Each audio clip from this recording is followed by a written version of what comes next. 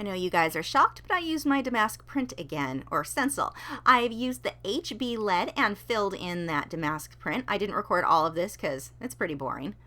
Once that was all filled in, I used the paintbrush that came in the set and added a little bit of water and went over all of that damask. It gave it more of a watercolor look. Then I moved on to the raven's eye. I'm using the 8B pencil, and that one I used for most of this. I found that I could really control a lot of my light and my dark just by how many layers I added with that pencil and how much pressure I added. And this was my first real project with this medium, so I wasn't totally sure what to expect, but the HB and the 8B are the two that I think I used the most out of the set. I was worried that there wouldn't be quite enough in that small package because it only came with, I think, 5 pencils, but it was really plenty. And I only paid about, I think it was $7.99 for the set, but then I had a 40% coupon, so it cost me under $5 to get this, which makes it one of the least expensive mediums ever. I'm working on my Fabriano Artistico Extra White Hot Press 140-pound watercolor paper, which handled this medium so well. It is definitely going to be the paper that I use in the future for future projects with this. I'll probably use it for inktense too. I was so happy with how the Fabriano Artistico handled the really wet medium like this. I mean, I use it all the time for airbrushing and for the paint thinner, but I'd never tried it with the wet media like that. So I am blocking in loosely, just going around and shading in my darkest values first. You can see I'm not putting them in terribly dark. I'm just kind of blocking in where everything goes. I have my general outline on there already, but you still have to go through and pay attention to all the little details. I'm making sure that I follow the direction of those feathers, those teeny tiny little brush strokes around the bottom of the beak there. And then again, looking at the feathers over the beak, you can see how they switch directions. Making sure that you're going in the right direction there is really important. So I'm coming back to the eye. Now I've not added any water anywhere on the raven yet. I'm having a really hard time not calling him a crow. So you're probably going to hear me misspeak on that one several times throughout this video. And I'm gone. There we go. Okay, so now again, I'm back to blocking in the feathers. Now, I didn't worry on this. Again, it's a new medium for me. I didn't worry about making it look super photorealistic. I just wanted to make sure that I captured the general movement of the feathers. So making sure they're going in the right direction and that each pencil stroke is the right length. On something like this, I can be very sketchy because I want those pencil lines to show. As long as they're going in the right direction anyway.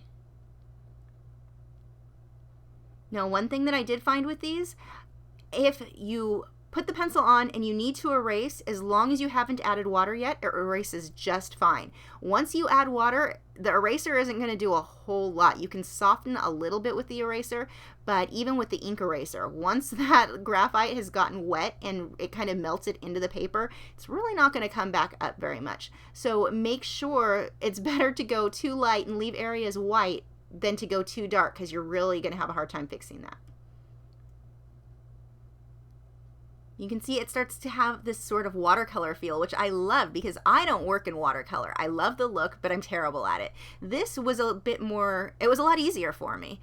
I had a lot more control than I've had in the past with using just watercolors alone, which makes me even more excited for my inktense pencils to come. I know those aren't a watercolor pencil, but they have that watercolor look, which I think is beautiful. So again, blocking in the direction of how these feathers lay. I think I'm using the 8B here, which is the lightest in the set. And it's actually very light. You can see the damask print in the background. That was all done with the 8B. I think I did 2 layers. Maybe it was just 1. I don't remember. I really need to work on my memory. But I think that was 1 or 2 layers. But you can see it's not terribly dark. And I was pushing fairly hard. I gave it a decent amount of coverage there. When I worked on the crow on the lighter areas, I did not push very hard at all. I used a very light hand. That's what I'm doing here. Now I found that I don't need to worry about if I'm going to blend over it with the water, I didn't have to worry about my pencil lines. They really blended out so well with this medium. Even areas where I wanted the pencil lines to stay, I found that I would have to go back later on and add them back in because the water blends so smoothly.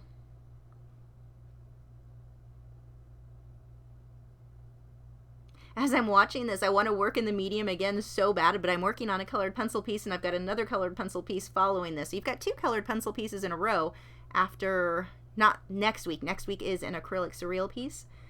The following 2 weeks are both watercolor pieces. But I'm really anxious to try this medium again.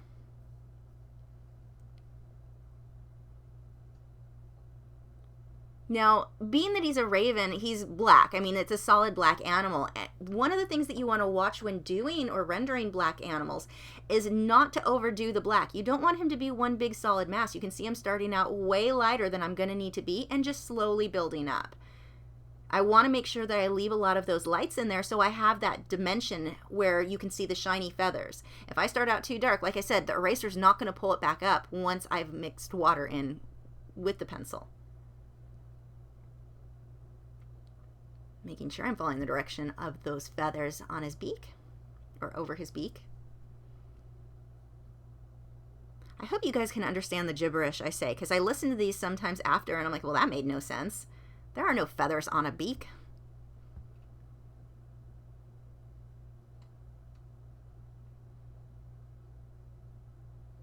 You can see I keep building up. Now, I'm still in the habit of making sure that even though I know I'm going to blend this out, and at this point I figured out that the brush strokes are going to be lost until the final pencil marks that I put on top.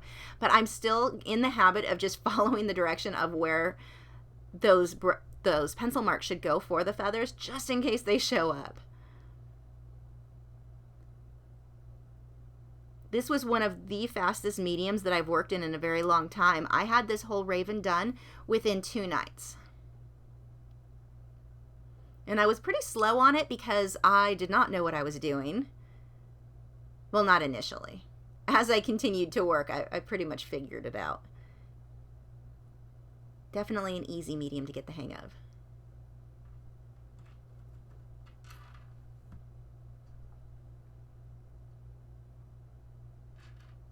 I'm just slowly building and building and building, making sure not to overdo that because I've figured out at this point I'm not getting it light again if I go too dark.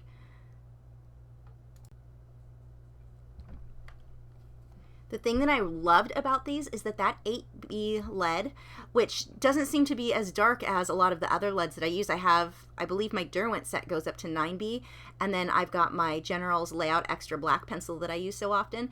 Those don't get anywhere near as dark as, oh, good camera shot there. Those don't get anywhere near as dark as this 8B did once I added water. And it was great because I could get it as dark as I wanted, add the water. If it wasn't dark enough, once it dried, I could go back on top of it. So I was able to get the darks really, really dark by the end.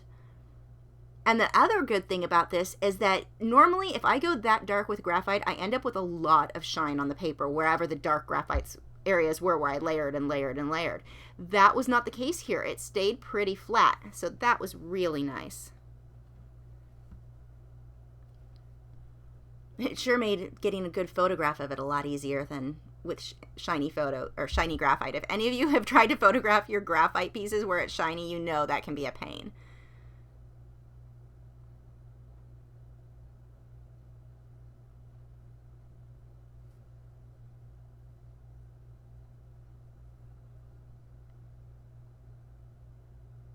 These sharpened well to a nice fine point.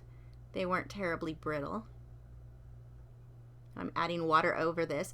I bought several paintbrushes to try with this, and I found myself just using the one that came in the set. It seemed to work great for everything. When I worked with the water, I had to make sure not to overblend any areas like with the feathers on the chest there or around the neck. If I blended over that, I would lose the detail. So I really had to use the brush more like I would when I was painting, controlling those brush strokes so that I continued to have the strokes I wanted in the feathers. If I just added water smoothly, like if I used a larger brush and I just washed water over all of that, I would lose so much of the detail in those feathers. This small round brush allowed me to get tons of detail. Now, one thing that you can't tell in this video is that I am letting it completely 100% dry in between layers, which was a little bit annoying because it takes a lot longer to dry than I'm used to with paint thinner. But if you keep working over paper that's wet with a pencil, you will damage the paper, like pretty badly. So you want to make sure that that paper is dry before you take a pencil and go back over it. The Fabriano Artistico handles that better than most other papers when doing that, where you're working a pencil over a wet area, but you still want to let it dry. If you want to, you can use a hair dryer over it, but if you use the hair dryer, sometimes that causes the tape to lift. So I just sit there and watch, well, I guess not paint dry this time, I watched pencil dry. So I'm coming around the eye now, and you can see it's getting darker and darker around the details there. And as I built this up, like when I work with colored pencil, I will usually, even on my last layers, put one layer of either I'll burnish or I will blend with the Mona Lisa odorless paint thinner. With this, I found it didn't cause a gritty, grainy look like I often get with the colored pencil if I don't do that final bit of blending. Here, I could blend how I wanted and then come back on top with more graphite to get detail, and I didn't end up with that gritty, grainy look that I often do with colored pencil if I don't reblend.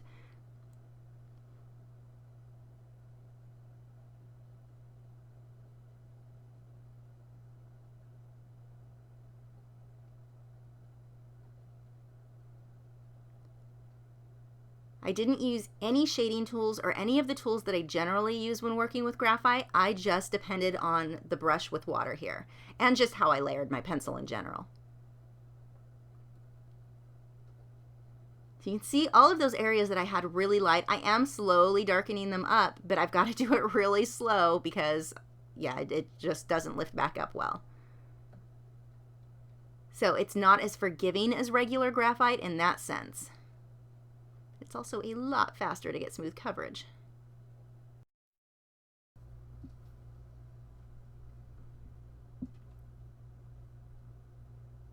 The nice thing with these pencils, I found that I could have them completely sharp, nice point for fine detail, but I could also let them wear down so they were a little bit more dull, which gave me faster coverage for other areas where I wanted to move along more quickly. Because of blending with the water, that wasn't an issue. And if I'm blending or working with color or graphite, I can't talk, graphite pencils normally, that is something that I generally have to worry about. Here, I really didn't. That water just fixed so many things that might have been a problem for me otherwise.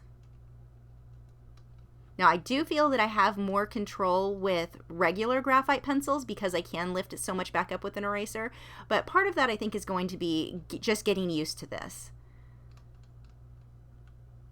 I think with enough practice, you will feel like you have as much control with these as the other.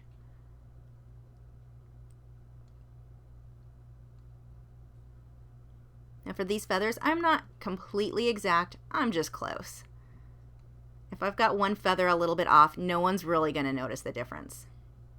So I'm not going to spend tons of time making sure every single little detail is exact on this.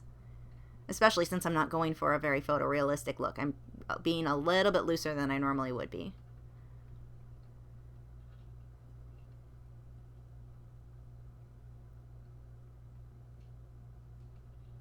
So I'm lightly going over that with my HB pencil, and the funny thing is I found that isn't really necessary. Had I just washed over all of that, the dark area and the white, I would have gotten a fairly even shading with the water itself. It kind of smudges the graphite around all on its own. So I think I could have saved a step there and had a very similar result.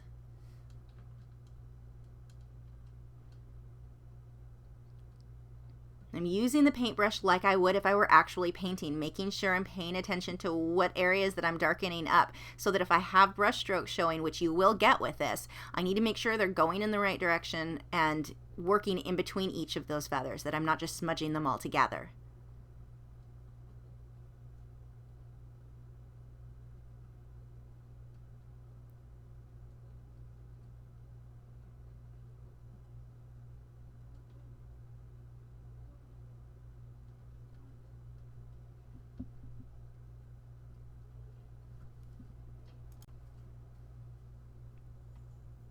If you're hearing tiny crackling sounds, my little hermit crab that's on my desk thinks this is the time to make a ton of noise every time I record. So sorry for that. In a few months when I move, you won't have to listen to that anymore. He will be in a different room, or she. So building up these feathers, again, I'm just going through, looking at my reference photo, and these ones I was closer to my reference photo than I was on the feathers on the back. These bigger, larger flight feathers, those ones I think matter a bit more. And so I wanted to make sure those were in the right location. And even the feathers on the back, even though I didn't copy them exact, I still had them moving in the right direction. That's really important. Now here, I'm making sure all of these little pencil sketch marks, they go the direction that the feathers are. If you look closely at a feather, each individual feather is built up of all these little strands that kind of go together. If you can get your hands on a feather somewhere, look at that and notice when you separate the feather, and I am not explaining this well, but you can kind of separate it so even though it's attached to one quill, you've got all these little hairs that kind of stick together, that they're not hairs, but I don't know how else to explain it. They all stick together to form that one feather. And so those little lines that I'm doing in there, those are those little hairs that are all stuck together. And if you are going to be drawing or painting birds often, I do recommend find some feathers. You can find plenty of them at the craft store and kind of play around with them. Get a feel for understanding how those feathers are put together. It may seem silly, and yeah, you can just copy your reference photo, but it's going to be a lot easier if you understand the actual construction of a feather.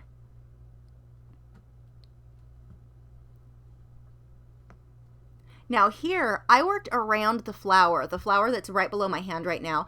One of those petals came up really high, and the thing that was great is that even though I didn't like how it looked on the finished piece, I went back through and was able to use the graphite pencil and remove half of that petal, and you couldn't tell that it was done after the fact.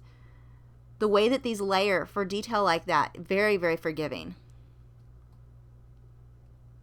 Now, if it was the other way around where I had covered too much of the feather or the petal and wanted to pull more of the petal back out, that wouldn't have happened so easily. But covering things up, very, very easy. So again, I'm paying very close attention to the direction of the feathers, and I'm blocking in a lot of these darker shadowed areas first. They work as sort of page markers for me. It makes it a lot easier for me to keep track of where I am.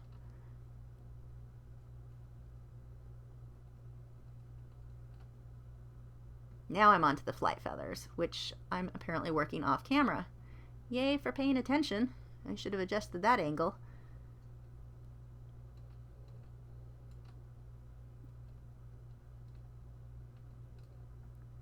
You can see the feathers as they move away from the head on the back and down towards the wings, or the bottom sections of the wings. The feathers get longer and larger. So watch that, because that's going to be the case on most birds. You can see those sketchy lines are following those little hair things I was talking about earlier.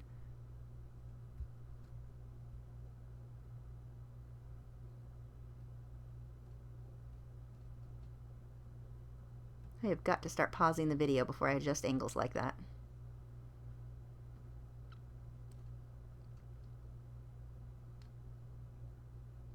So now, again, back to those flight feathers. These are the long ones at the end of the wing.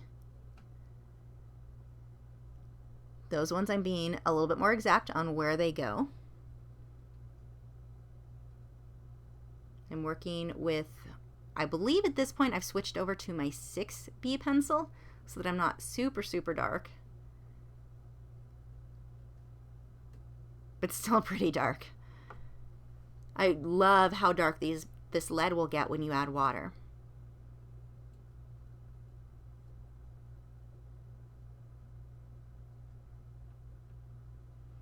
And it's funny, like I said earlier, I normally would have to worry about pencil lines and the pencil strokes that I'm doing. I am being so messy on a lot of this where I'm just almost scribbling the pencil in there, where here I'm actually following the direction of those little feather hairs I was talking about. But a lot of this I'm just scribbling, and I know that once I come on top without water, it's going to blend all of that out, and you're not going to be able to tell that I was being so messy as I applied the pencil stroke on some of the larger areas. Now, of course, on the smaller feathers, those I was being more careful, but like the area, some of the areas where I've got a lot of the dark shadowed portions, that I was so messy with, and you really can't tell on the finished piece.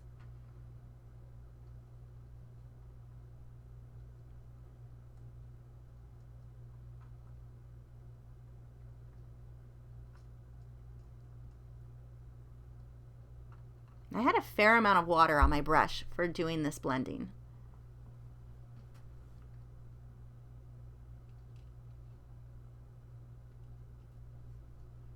I had done a sample test on a heavier weight, more tooth, I think it was a cold pressed watercolor paper, and it handled really nicely for that too.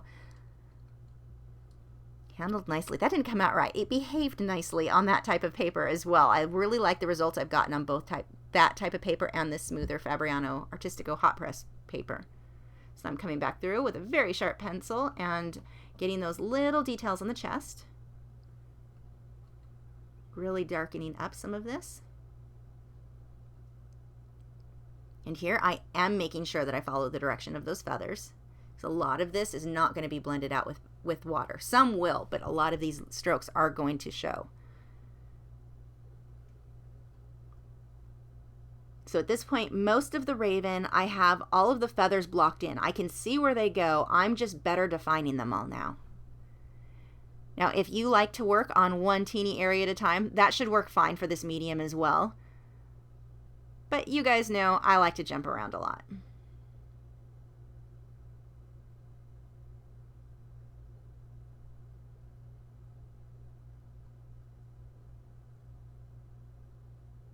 Sorry about the horizontal lines going through the video. Hopefully that'll stop soon. If ever I adjust my lighting at all, I've got to really watch the viewfinder on the camera, because those lines will start to happen, but sometimes I miss it.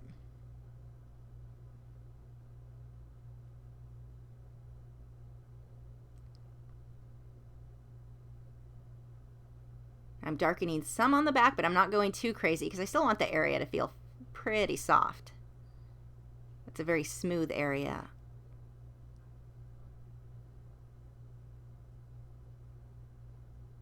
I don't want all the feathers to look too poofy or too roughly.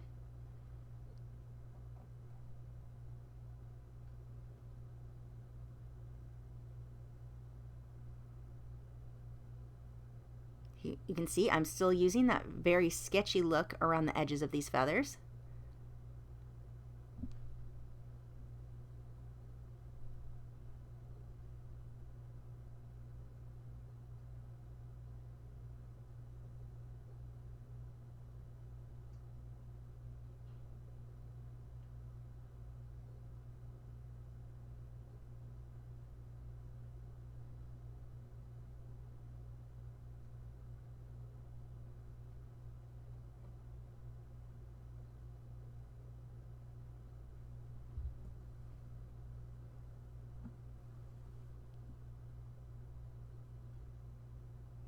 And I'm just slowly building and darkening areas up.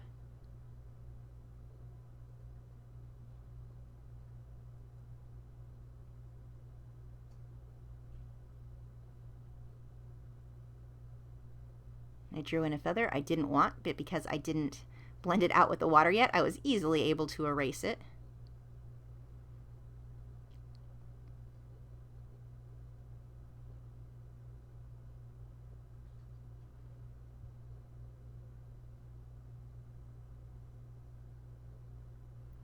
Now, when you blend with water around your edges where you've got so much white paper showing like I do, you do have to be careful because it's easy to let that graphite kind of bleed into the white.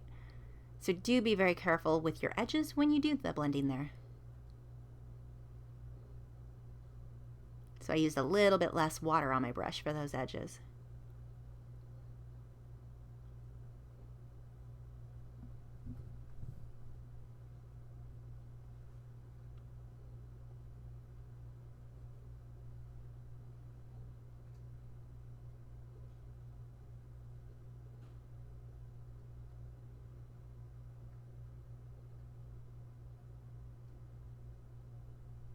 I'm not sure if it's because it was a different medium than I'm usually working in, but this was the most fun I had creating a piece of art in a long time.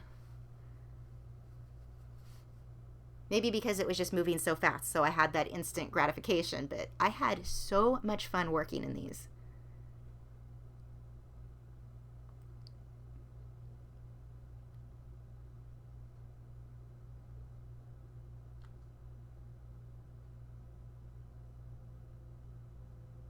Now, with this pencil, if you are going to be using the water like intended, make sure that you tape the edges of your paper down.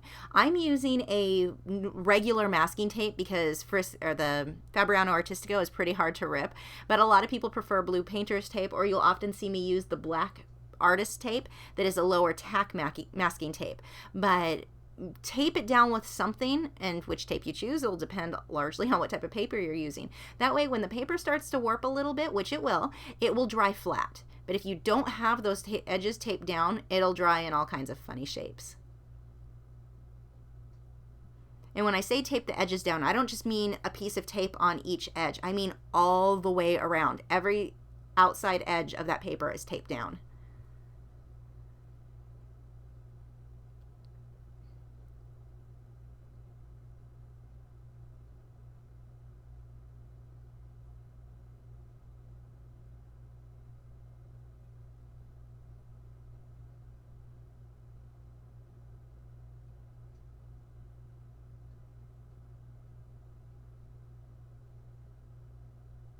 You can see how dark everything gets as I add water.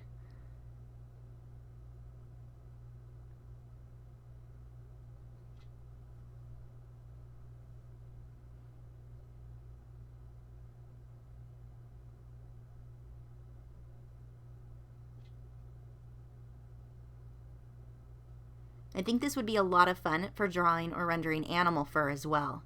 I'm not sure how easy it's going to be for portraits, because here, if I'm messy and loose and not totally smooth, it doesn't matter. I'm going to cover it with feathers. But on a portrait with smooth skin, I suspect that would be a lot more difficult and will take more practice before I try that.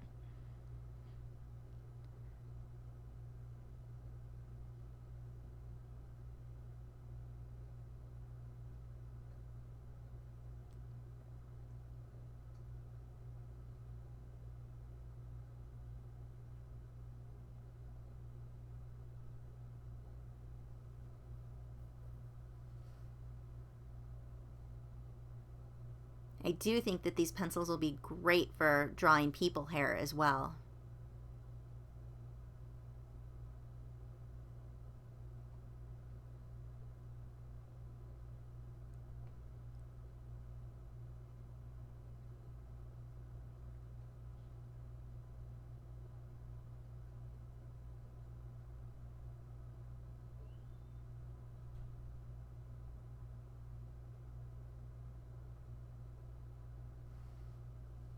And remember, let the paper dry between layers.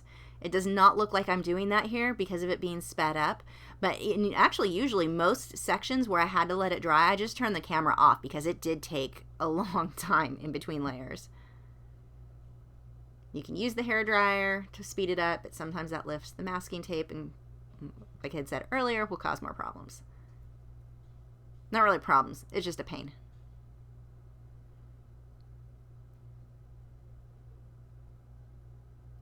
So I'm starting to darken up some of these individual flight feathers.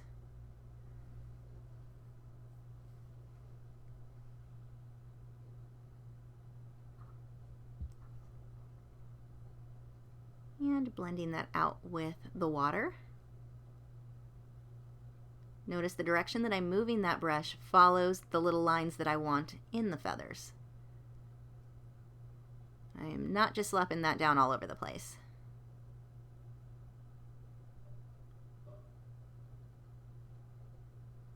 When you work with a paintbrush, if you're not familiar with them, the amount of pressure that you apply determines how thick the line would be. And I think that that worked just the same with the water. If I barely touched the brush to the paper, I could get very, very thin lines. If I pushed hard, that would give me the thicker lines. So definitely be aware of that if you've not worked with a paintbrush before. Push harder, get thicker lines. We'll use a lighter hand for thin lines. So with that one round brush, I was able to push pretty hard and kind of use more of the side of the bristles to cover more area. And I'll do the same thing when I go around the edge of the raven, when I shade everything where I want a larger surface covered.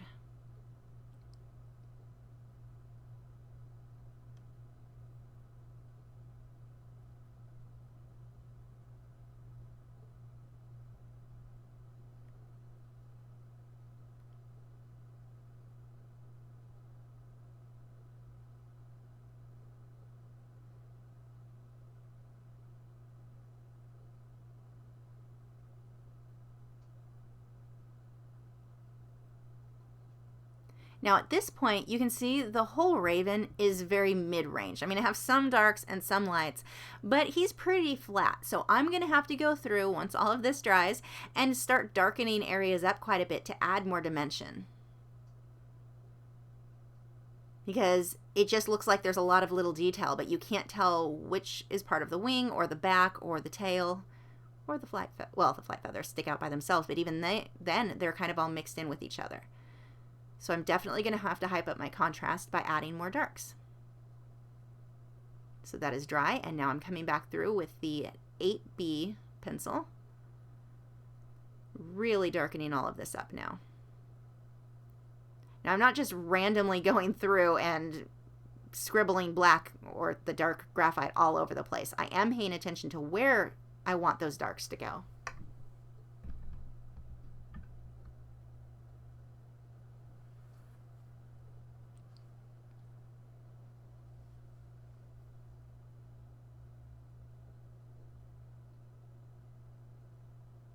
You'll notice I don't just go through and outline everything either. That's something that I see people do a lot, where they want to really make it pop out from the background. If you outline it, you're making a cartoon. So if that's the look you're going for, that's fine. But here, definitely not what I want.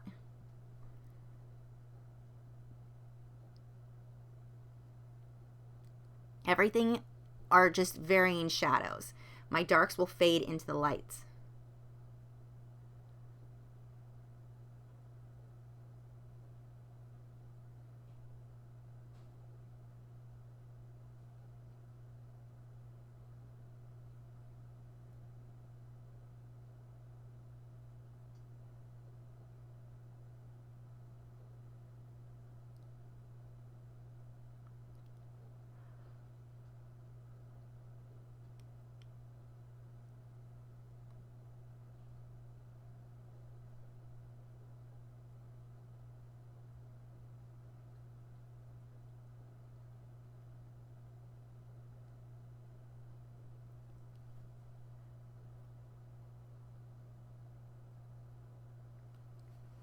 You can start to see what a difference that makes by coming through and darkening so many areas up.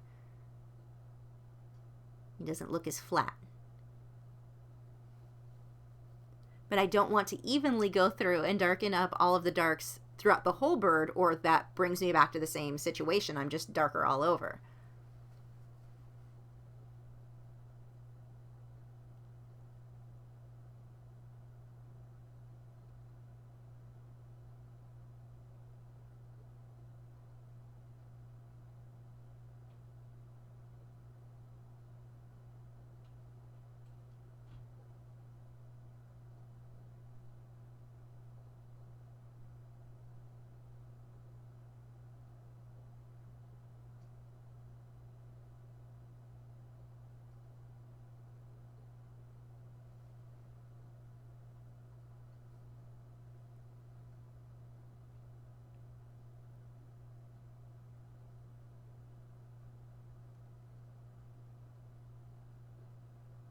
Now I did a lot of the same with darkening up areas of the face.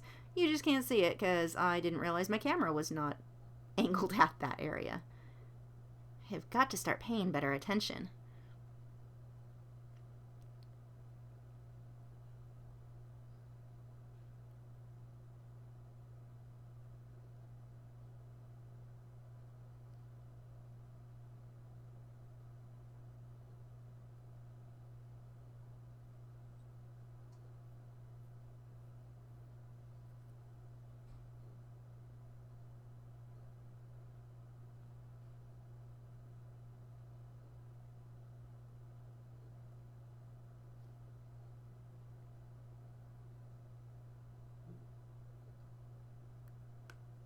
Adding those shadows, especially on the flight feathers right there. Well, more on the tail, but the flight feathers that I just did, it made such a difference in separating each of those feathers in that wing.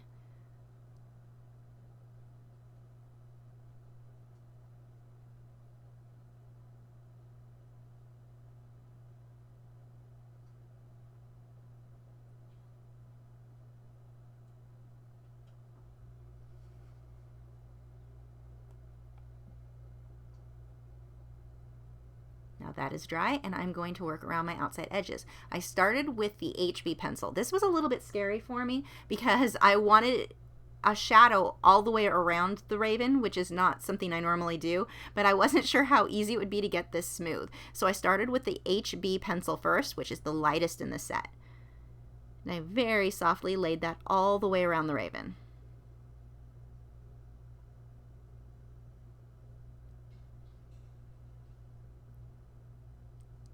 I'll end up bringing that around the flowers later on as well.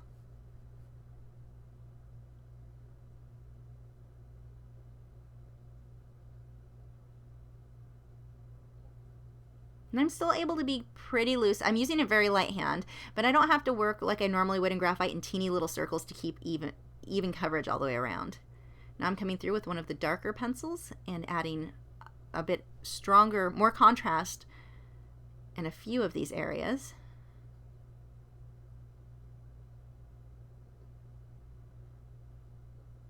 I want the shadow there, but I don't want to go so dark that it blends right into the raven.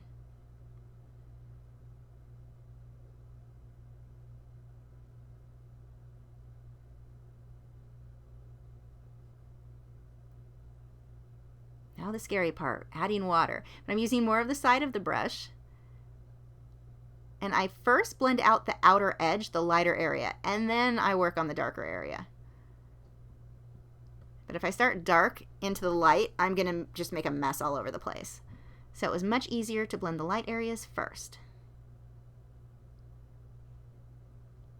As I added water to keep from smudging this where I didn't want to, I'd add water to the brush and kind of clean it with the water, wipe it off on a paper towel when I got into the dark areas before I blended into the light areas.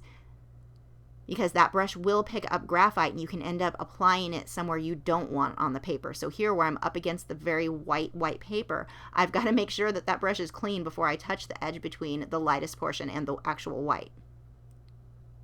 Now on to the flowers.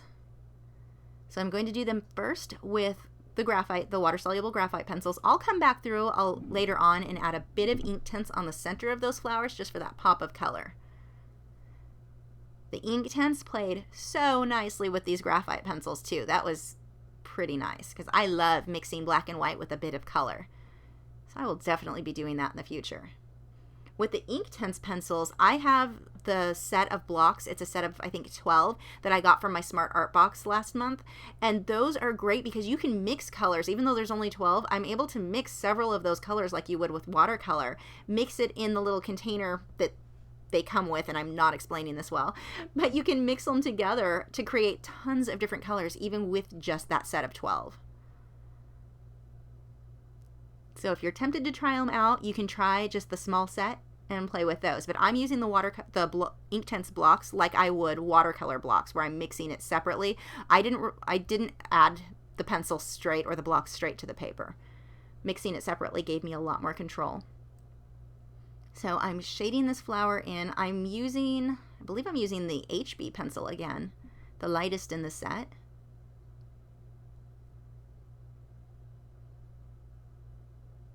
I'm just copying my reference photo. This is one I got from Paint My Photo. I cannot remember the name of those flowers off the top of my head.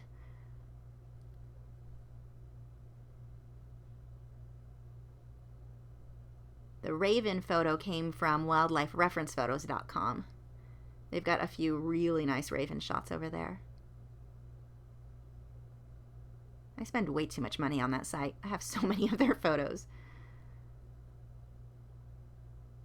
So again, this I had to be careful with because normally something like this where I was going to have so much light, I could pretty much shade lightly the pencil or the graphite over the entire flower, and then I would use my Mono Tombow eraser to pull up details.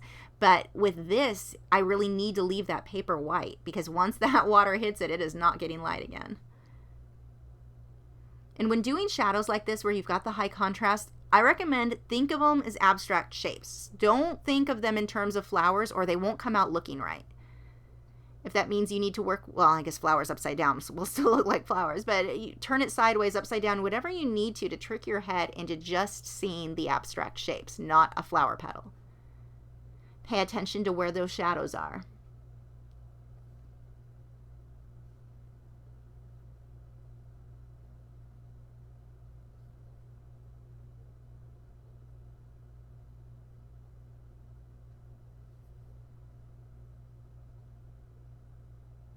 I used this single pencil to go all the way around all of the flowers, shading them in, before I came back through with darker pencils.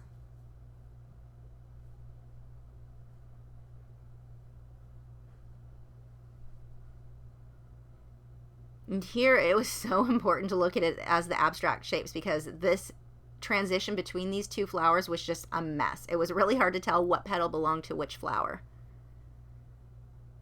But as long as I copied the abstract shapes, it really didn't matter.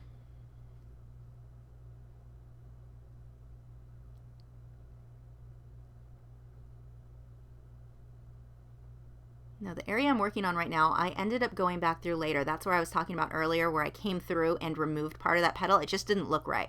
It's how my reference photo was, but it didn't, the overall balance was just weird and I didn't like it. So I was able to come back through with the graphite later and cover that little lump that sticks out over the raven better. But you weren't able to tell in the end that it was ever, that I had ever left that flower petal there.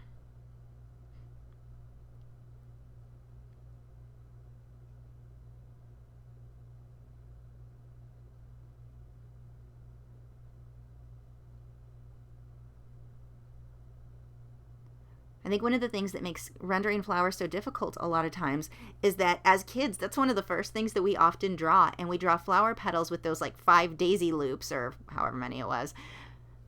Blending that out with the water, still making sure that I don't make too big of a mess dragging it over white areas. But because we did it so often as a kid without looking at a reference photo, I think it gets to where when we're adults and we start moving into doing flowers, we kind of want to do the same thing with those heavy outlines. And on a style like this, it didn't work. I mean, that really wouldn't look quite right. It would have a very stiff look. I wanted this kind of wavy, lacy look of the flowers, or almost like fabric.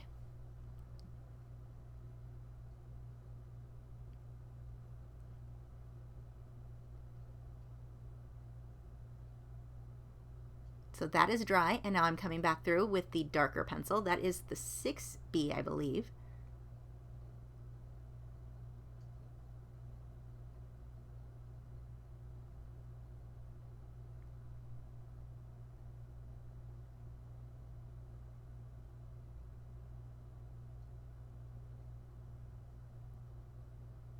Now, if you're new to drawing flowers, I do recommend do one flower at a time. It'll make it much easier for you to break it down that way versus skipping over the way that I'm shading them all kind of at the same time.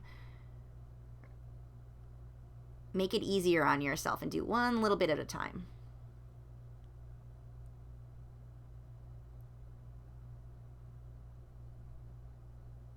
Even if you're not new to drawing flowers, that's sometimes just a much easier way to go.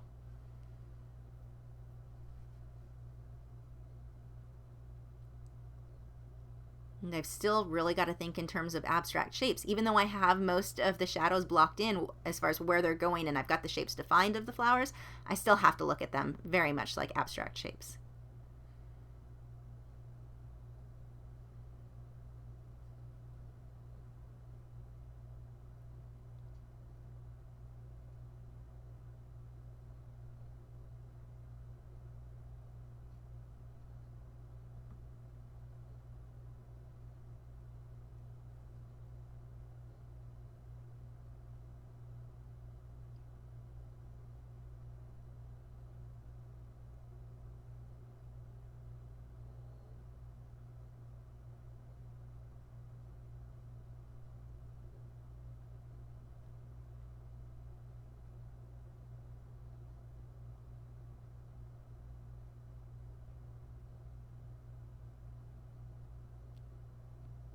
Now the dark areas up against the chest of the raven, I do want them to be dark, but I've got to be careful not to go as dark as the darkest color on the raven there, or they won't be separated. So here, my reference photo was quite a bit darker, but I've got to balance that out as the artist for my piece. I need to make it a little bit lighter just so that that raven is separate from the flowers. So I'm continuing to hype up my contrast, building that up with the darker pencil now. I'm not sure which one I'm using here. I think it's a 4 or a 6B. Not terribly important, it just needs to be darker. Now I've switched, I believe, to the 8B. And the nice thing with this, because I know I'm going to blend it out with a paint thinner, I don't worry too much about my pencil lines showing where I normally really would. But I do want to make sure that if I have heavy strokes, that they're going in the right direction for that flower petal. So watch your reference photo here, because there are areas that I do want that streaky look, but they need to go in the right direction. I was using my Tombow mono eraser there to pull out a little bit more detail or lighten up where the little stem center things, there's a word for that I can't think of, that comes out of the center of those flowers. That only works because I have not yet blended that. Using those erasers over somewhere that it has already had water hit won't do a whole lot. I know I keep repeating that, but it's a pretty big deal. Now notice that I'm not just putting the dark over everywhere that is already shaded. I'm adding it to different areas, so I have where it fades from the light to the medium to the dark. The point of the layering that I'm doing here is not just to keep darkening up what I already have. It's to darken up portions of what I already have.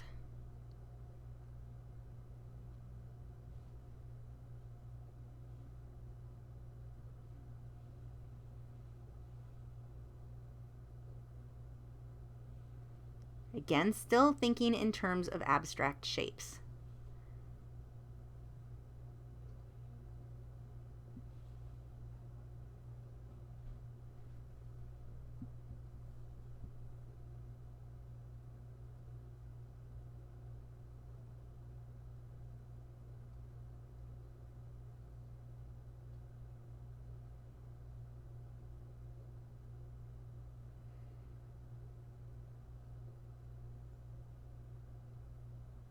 Now I'm adding quite a bit more pressure to get those little center portions, the dots of the flowers.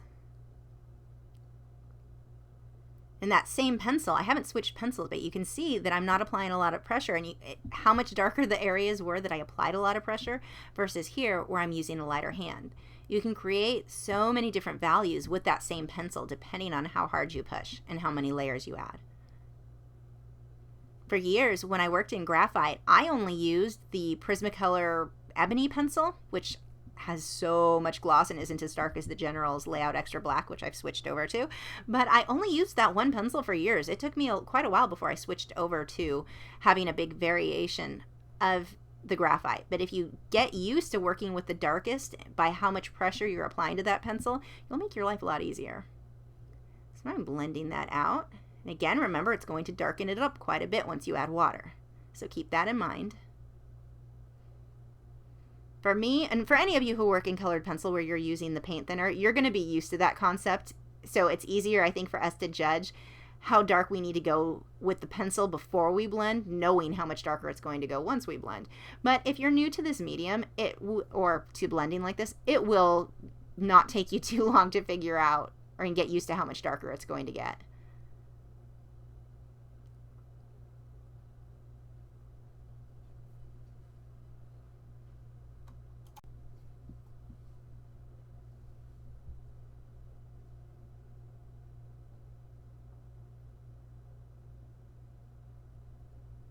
And I've let that dry completely. And I'm pulling out even more contrast on the center of those flowers.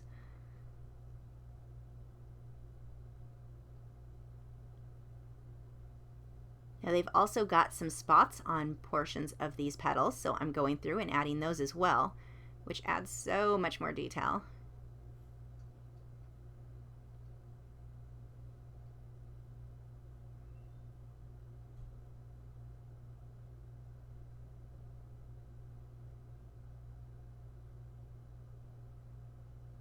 By adding those shadows in there in the right location, this really adds so much more depth to those flowers. Now I'm darkening up around the raven, but I'm leaving a bit of a gap between the raven's feathers and the dark flower, so I've got this almost white outline, which separates him nicely from that dark that I'm putting in there now.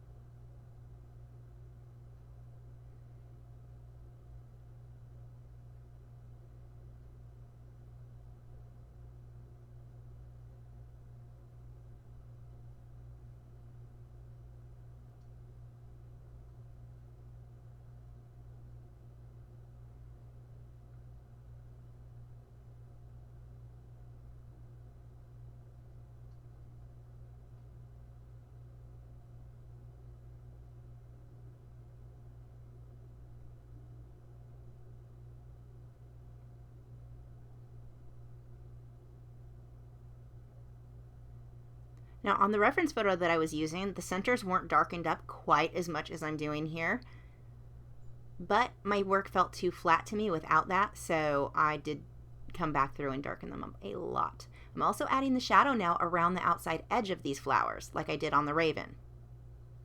This is not something that's supposed to look terribly realistic. It's just a look that I've seen before and wanted to try myself.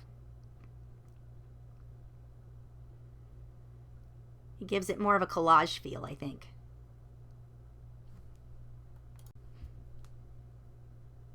So I'm using the HB for the lightest areas around that shadow.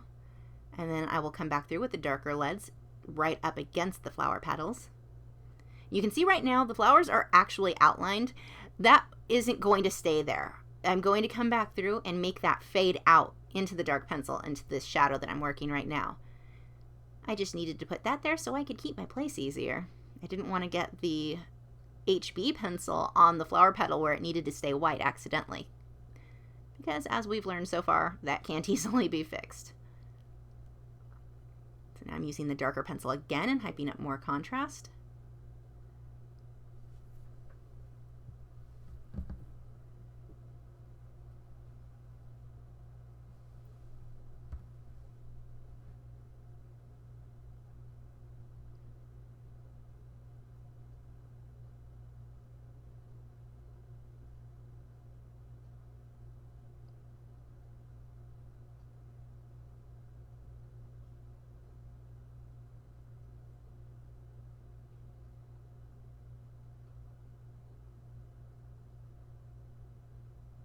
And I left. Again. Oh, I saw movement. There we go.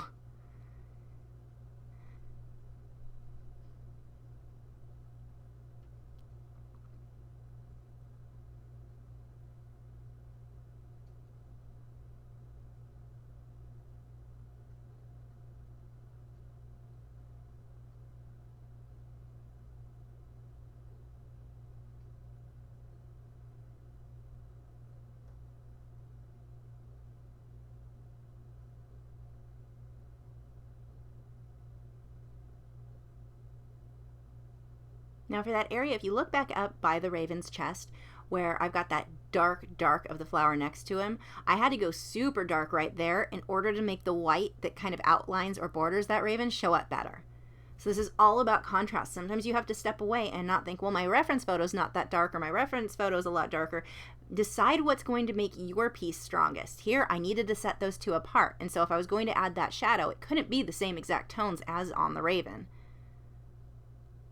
Now I'm pulling those darker shadows around the flowers.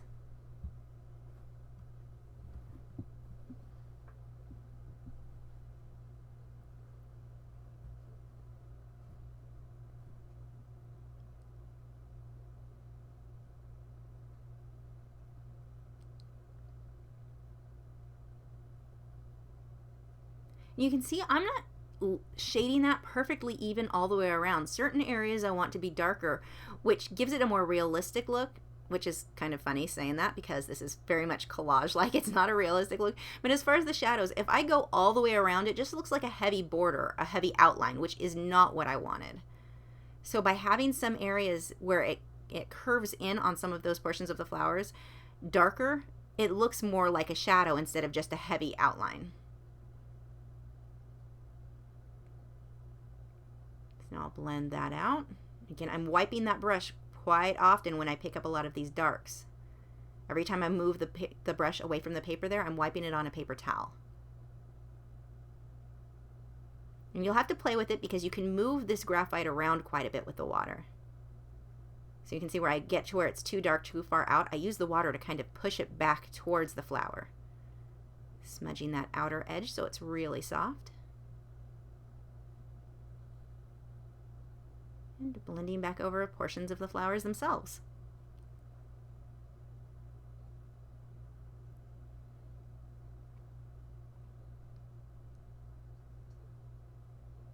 You can see now how dark that is on that flower up against the raven's chest. Look how nicely that raven's chest is separated now. It really pops out, so it's not just fading into the flower. But it also doesn't just look outlined. which is important.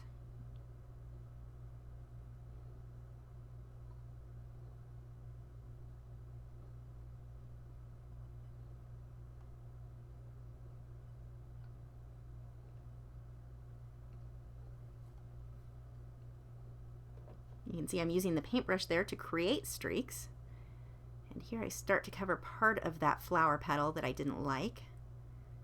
And I don't think I videoed all of it, but I ended up cutting off a huge chunk of that petal later on.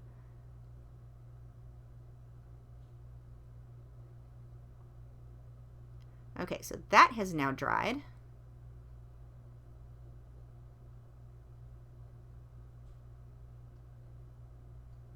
And we're going to sit here. Exciting. There I am. Okay, now I'm using the Inktense, and I've mixed a green tone with their turquoise color to get this teal. And I'm just washing that right over the center of those flowers.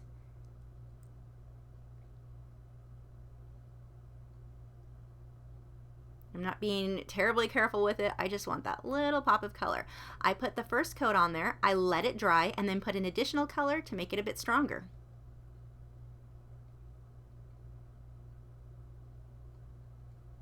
Unless this sells before I move in October, I'm pretty sure this one is going on my wall.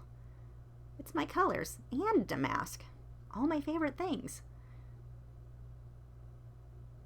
Okay, now I am using the darkest pencil and I'm adding in these little teeny dots that are on those petals. Those little dots are not all the same shape. You don't want just polka dots. They're almost like little kind of arrows. They're shaped a little weird. So you want to watch your reference photo on that. And they also don't continue through the entire flower. They're only on one portion. But that little bit of detail made such a difference in those flowers because they still felt, even with all the shading, they felt a little flat or boring to me.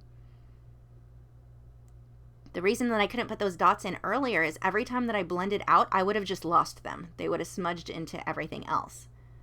Were I working with normal graphite pencils, then yeah, I could have put those in there. But because of the way that this blends out with the water, that really wouldn't have kept those dots.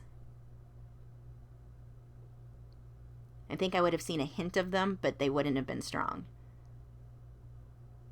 Sometimes it's really easy in your artwork to get so excited about certain portions of the piece that you want to skip ahead to the last layers. You've got to keep in mind what your layering process is, because if you skip ahead, sometimes you can really ruin stuff.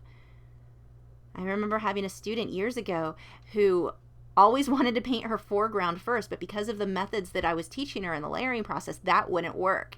So you really want to be aware of your layering process and the order that things need to go down. I'm adding a bit of shadow along that other flower, or the upper one, which separates it a bit from the background because right now it was just kind of blending in that area, which is not what I wanted for this piece.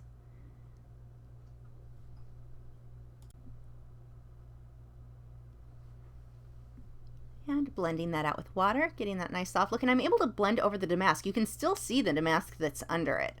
I just darkened it a little bit where that shadow goes. Oh, good. My horizontal moving lines are back.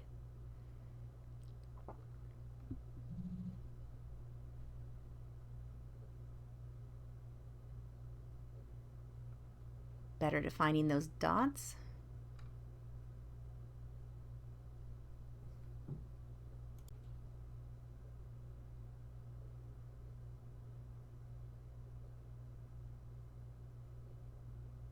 Again, when you're doing something like this, watch your reference photo because it's easy to look at that and think that they're just polka dots.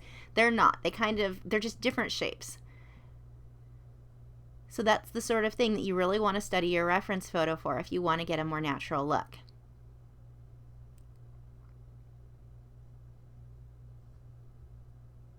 Details for the sake of details are not going to make your piece look more realistic. They need to be correct and accurate details.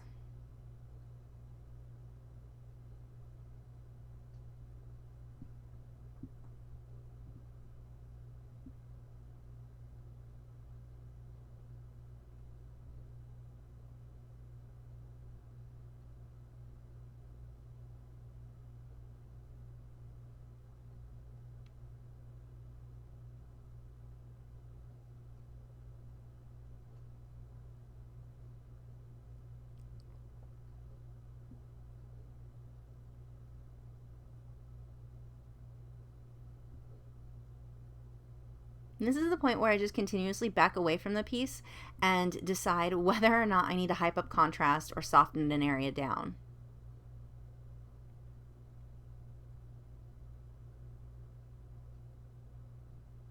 Like here, yet again, I darkened up that flower petal.